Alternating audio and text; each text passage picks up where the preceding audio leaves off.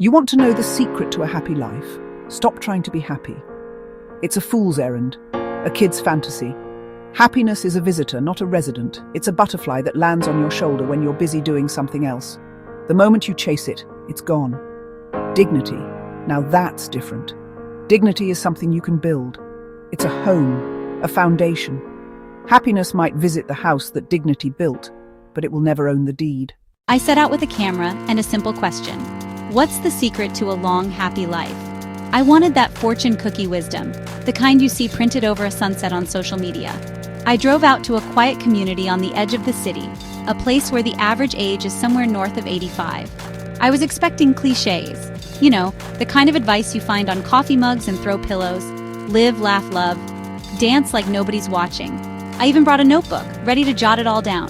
But that's not what I found. I found something else. Something more raw, more honest, more brutal. I met Eleanor, whose eyes have seen nearly a century turn. I met Arthur, a man who carries his years with a quiet, unshakable grace.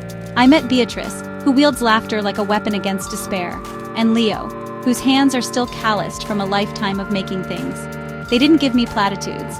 They gave me the truth. And the truth I was about to learn is rarely comfortable. It doesn't fit on a coffee mug. It's jagged and complicated and beautiful, and it started with them completely demolishing my most basic question. I started with what I thought was the obvious question. The big one. The one we're all supposed to be chasing. So, what is a happy life? The room goes quiet for a moment. It's not an awkward silence, but a thoughtful one. Like they're all figuring out how to translate a lifetime of experience into just a few words. We've become obsessed with chasing this one feeling. Happiness. As if it's some destination we can finally get to if we just follow the right map. It's a total fallacy.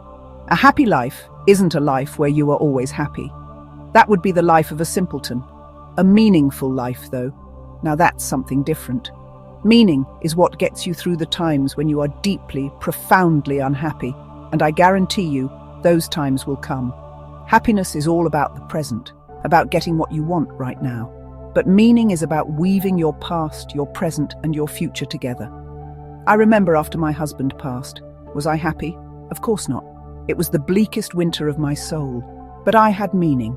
I had kids who needed me. I had a garden that wouldn't wait. I had promises I'd made to him that I intended to keep. The doing of those things, shouldering that responsibility, that was my meaning. And in the middle of all that grief, one afternoon, a ridiculous blue jay started squawking at me from the fence. And I smiled. A real smile. That was a moment of happiness, a visitor. It came because I was busy living a meaningful life, not because I was sitting around waiting for it. Happy, that word changes. When you're 20, happy is a fast car and a pretty girl. When you're 40, it's a promotion and a healthy 401k. When you're 90, some days, happy is getting both socks on without my back seizing up. Happy is my daughter calling to tell me about her day. Happy is finishing the crossword puzzle. See, the world wants you to think happiness is this grand, explosive thing, a firework. But a real life, a long life, isn't made of fireworks, it's made of small, steady embers. We've been sold a bill of goods. The brutal truth is a life isn't measured by its peaks of joy, but by the dignity with which you navigate the valleys. My day starts at 6 a.m. first battle, convincing my legs to swing out of bed. Then it's the slow shuffle to the bathroom. My hands shake a little now, so shaving is an exercise in precision. Making breakfast. My appetite isn't what it used to be, but my doctor says I have to eat, so I do. Each of these small acts, they're victories. They're a declaration to the universe that I'm still here, that I am still in charge of this vessel, however creaky it's become. Is that happiness? No, that's dignity, and I find that's a far more reliable companion. Oh, you children and your happiness. You think it's the absence of sadness. What a terribly boring idea. Can you imagine a meal with no salt, a story with no villain, a song with no minor chords? Life needs contrast. The brutal truth is that life is going to be tragic. That's a guarantee. You will lose people you can't live without. Your body will betray you. You will fail, spectacularly. If you wait for all that to stop before you let yourself feel joy, you'll die miserable. For me, the secret isn't happiness, it's humor, especially humor in the dark places. Laughter is the oxygen of the soul. It's the ultimate act of defiance. When my Harold passed, the funeral was, well, it was a funeral. sad, stuffy, everyone whispering. And my great-nephew, who was only about 5, was sitting next to me. In the middle of the pastor's very solemn eulogy, he leans over and whispers, loud enough for the whole pew to hear, "Auntie B, is Great-Uncle Harold going to turn into a zombie now?" The whole row just unraveled. A little wave of snorts and stifled giggles, and I started laughing, a real deep, belly laugh. For a split second I felt guilty, but then I realized that laugh didn't erase the grief. It made it bearable. It was a flare in the darkness that said, "We are still here. We are still alive. Stop chasing happiness. Start collecting moments of joy, of laughter, of absurdity. They're the ammunition you'll need for the tough fights." Happiness is a feeling, and feelings are fickle. Purpose is a choice, an action. I've been a carpenter my whole life. There are days my back aches so much I can barely stand. Days the wood splits, the measurements are off, everything goes wrong. I'm not happy on those days. But at the end of every one of those days, there is a chair or a cabinet or a bookshelf that didn't exist that morning. That's purpose. It's tangible. You can run your hand over it. Happiness is smoke. Purpose is stone. Young people today seem to be waiting for their passion to strike them like lightning. They say, "I'll be happy when I find my purpose." It's backward. You don't find purpose. You build it with your own 2 hands, with sweat, with showing up when you don't feel like it. Stop waiting to feel happy. Go do something useful. Happiness will come looking for you. Their ideas about happiness weren't born in comfort. They were forged in fire. They'd lived through wars, depressions, and losses my generation can barely comprehend. When I asked about the hardest times in their lives, the tone in the room shifted. The silence was different this time. It wasn't contemplation. It was memory. It was the sound of ghosts entering the room. Hardship isn't always some big dramatic event, not always a war or a hurricane. Sometimes the hardest thing is the slow, quiet erosion of a life, the long goodbye. My wife Martha, she had Alzheimer's for 10 years. The first year you're in denial. You tell yourself it's just normal aging. She forgets her keys, repeats a story. The second year you become a master of excuses. You cover for her with friends. You finish her sentences. By the 5th year, you're a full-time caregiver. You're helping her dress, reminding her of your own name.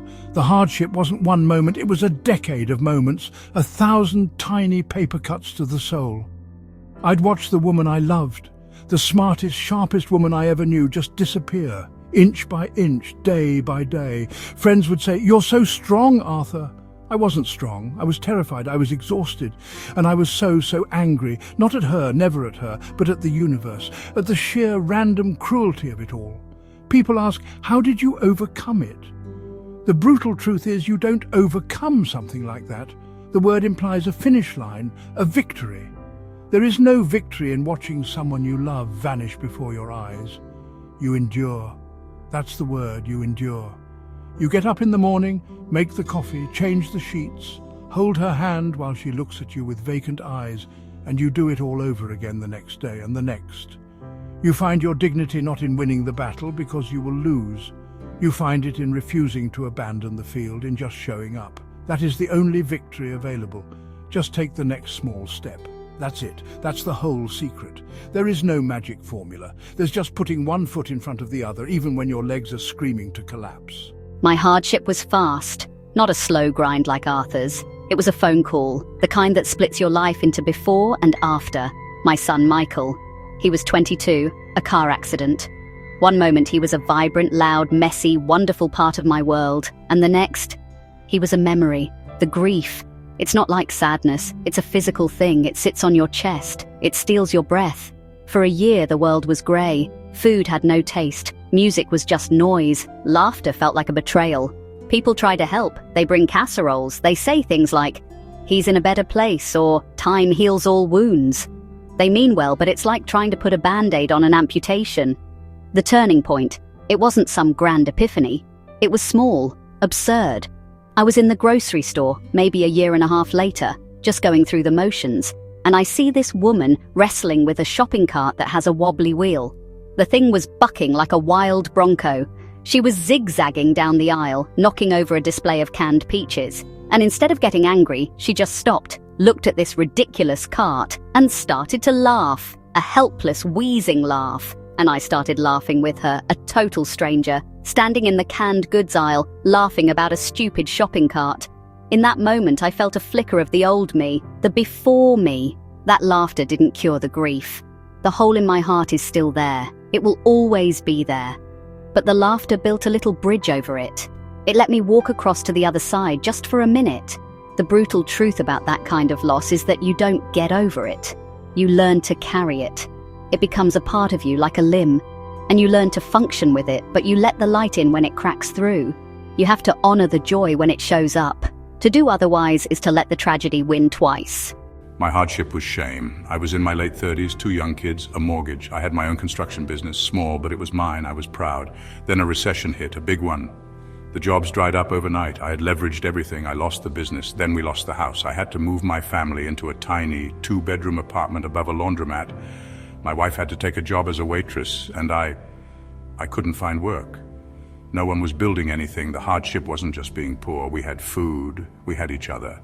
The hardship was the shame. Walking down the street and seeing a guy I used to employ and having to look away. My son asking why he couldn't play on his baseball team anymore, and me having to say we couldn't afford the uniform.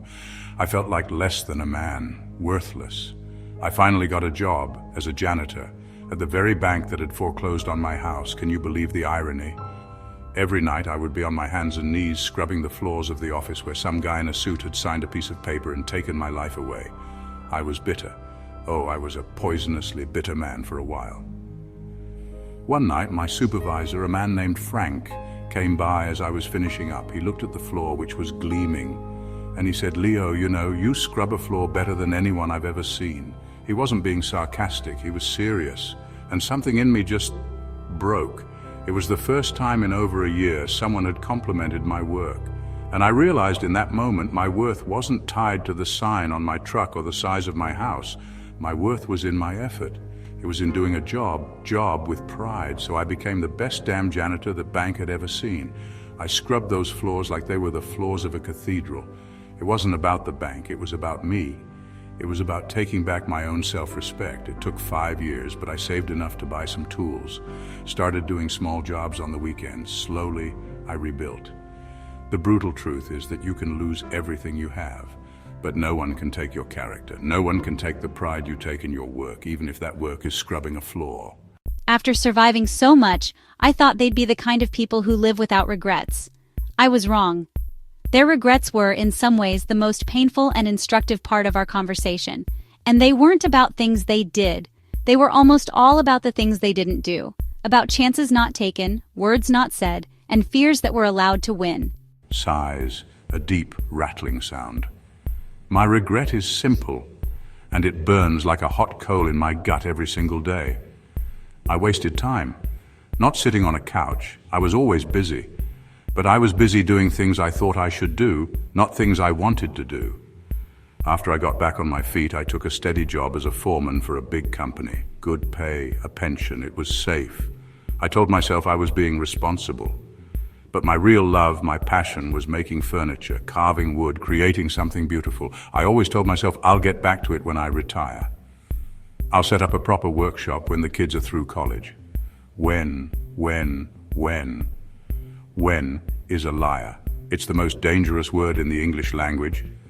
I was 65 when I finally retired and walked back into a workshop. I smelled the cedar and the sawdust, and I nearly wept. I had been a stranger to myself for 30 years. I regret every single weekend I spent mowing a lawn I hated instead of building a chair I loved. The brutal truth is this: your life is a clock that is ticking down right now. Don't wait for permission. Don't wait until you're ready. Ready is a myth. Just start. Start badly. Start small. But for God's sake, start now. I regret the words I didn't say. It's funny. The things that haunt you, it's not the arguments. Harold and I could fight with the best of them. The arguments fade, but the silences, those are the ghosts. I was raised in a time when you didn't gush. You weren't overly emotional. You showed your love through actions. I cooked his favorite meal. I ironed his shirts just so. He knew I loved him. But I regret not telling him more. There were so many times I'd watch him sleeping and my heart would feel like it was going to burst, and I'd say nothing for fear of waking him. So many times he'd do something small and kind, and I'd feel a wave of gratitude, and I'd just give him a nod. I thought there would be an infinite supply of tomorrows, but there isn't. The brutal truth is that your time with the people you love is finite and you don't know the expiration date. Regret isn't for the things you did wrong, it's for the love you failed to express. It takes 3 seconds to say, I love you. 3 seconds to say thank you for being in my life. 3 seconds to say, I'm sorry. Don't let those words die in your throat. Don't leave a legacy of loving silence. My deepest regret is how much time I spent worrying about the opinions of people who did not matter. What will the neighbors think if I let the grass get too long? What will the other mothers think if my child's clothes aren't perfectly pressed? What will my husband's boss's wife think of my dinner party? It was a prison, a self-imposed prison of other people's expectations. Who cares, the neighbors? I can't even remember their names now. The other mothers? They were all just as scared and insecure as I was. I wore beige and grey for nearly a decade because someone once told me bright colours were unseemly for a woman of my standing. Can you imagine? Wasting a decade of colour out of fear of a word. The brutal truth is that 99% of the people whose opinions you worry about are not thinking about you at all. They're too busy worrying about what you're thinking of them. It's the great human comedy. I wish I'd had the courage to live a life true to myself, not the life others expected of me. I wish I'd worn purple. I wish I'd painted my front door bright yellow. I wish I'd danced in the rain. Your life is your one and only masterpiece. Don't hand the paintbrush to a committee. I regret not learning to be softer. I come from a generation, from a world where a man's worth was measured by his toughness. You were a provider, a protector, a rock, an island. You didn't show fear, you didn't show weakness, you certainly didn't cry. And that armor, it serves you well in a crisis. It helps you put one foot in front of the other when everything's falling apart. But the crisis ends. And if you don't learn how to take the armor off, you end up living your whole life inside a steel box. You can't touch anyone, and they can't touch you. My wife Martha, she knew I loved her because I built her a safe house and paid the bills on time and fixed her car. But I regret that she didn't know it more often because I held her and cried with her when she was scared. I was so busy being her rock that I forgot how to be her pillow. I regret not having the courage to express my feelings, to be vulnerable. The brutal truth is that the same strength that gets you through the war can leave you lonely in the peace that follows. Learn when to be strong, yes, but learn when to be soft. That is the harder lesson, and the more important one. Their honesty felt like a gift, and their regrets, they weren't just warnings, they were a clear set of instructions, a roadmap for the rest of us. If these stories are resonating with you, if they're making you think, take a moment to share this with someone who needs to hear it. Maybe someone you haven't said the right words to yet. Maybe someone who needs permission to finally go and wear purple. So, based on all this, all the pain, the joy, the hard-won wisdom, the burning regrets, I asked them for their guide, their final, brutal, unfiltered instructions for the rest of us on how to build a life you won't regret at the end. All right, here's rule number 1. Stop waiting. You're all waiting. I'll start my business when I have more capital. I'll learn to dance when I lose 10 pounds. I'll travel when the kids are grown. Nonsense. Start with what you have, not with what you want. You don't have the money to tour Italy? Fine. Get in your car, drive to the next town over, and explore it like you're a foreigner.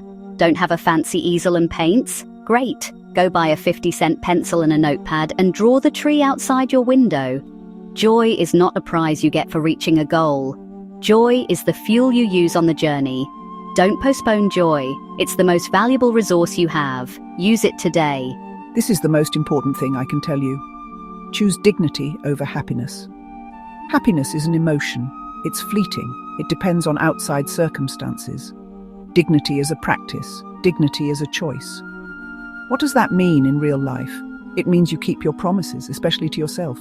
It means you clean up your own messes, literally and figuratively. It means you look people in the eye when you talk to them. It means when life knocks you to your knees, you get back up, not because you feel happy about it, but because you're a person of substance, and that's what people of substance do. Happiness is the weather. It can be sunny or stormy. Dignity is the house you build.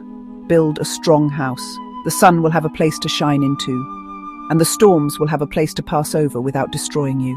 Master the art of the next small step. The big problems in your life, the debt, the illness, the broken relationship, they will paralyze you if you stare at them. The sheer scale is terrifying. You can't fix it all today. And the belief that you too is what makes people hide under the covers and give up. The secret is to ignore the mountain just for today. Look down at your feet and just focus on taking one single small step. Not 2 steps, not a leap. 1. Make 1 phone call you've been dreading. Clean 1 corner of the messy room. Walk for 5 minutes. Write 1 sentence. Life isn't conquered in some great heroic charge. It is lived, and its challenges are overcome. 1 tiny, manageable, profoundly undramatic step at a time. You must have a reason to get out of bed in the morning. I call it your why. For some, it's their children. For others, it's their faith. For me, it's the smell of cedar and the satisfaction of a perfect dovetail joint. You have to find the thing that makes you feel most like. It does not have to be the job that pays your bills, but it has to be your purpose. Without it, a person just rusts. The biggest mistake people make is thinking retirement is the goal. They work their whole lives to retire their job. That's a recipe for disaster. You have to retire something, a project, a hobby, a cause, something that requires your effort and your focus. Don't just plan your finances for retirement, plan your purpose. And perhaps the most brutal and beautiful truth of all is that your story is never truly over until it's over. It's never too late to turn the page. Just last year, I heard about a couple from this very community, Margaret, 91, and David, 93. Both had been widowed for over a decade. They met playing bridge. Both thought their romantic lives were a closed chapter, a book gathering dust on a shelf. But they started talking, and then walking. And then, last spring, they got married, surrounded by their children and grandchildren. Their story is the ultimate rebuttal to regret, a defiant, joyful reminder that you are never too old to start a new chapter. In fact, it might just be the best one yet. I spent a week with them. I came looking for a simple list, a life hack for happiness. I left with something so much bigger. I realized they weren't just giving me advice. They were describing a way of being. Don't take yourself so seriously, no one else does. Just keep going. It's enough. Build something, anything, just make your mark. Your life is a work of art. The messy parts, the dark colors, the lines that went astray. That's what makes it interesting. That's what gives it character. Don't be afraid to make a masterpiece. The brutal truth about a happy life is that it's not really about being happy. It's about living a life that is so full, so honest, so brave, so deeply lived, that happiness, in all its fleeting and beautiful glory, has no choice but to show up every now and then, just to see what all the fuss is about. And the goal is simply to be there to welcome it, with dignity and with grace, when it does.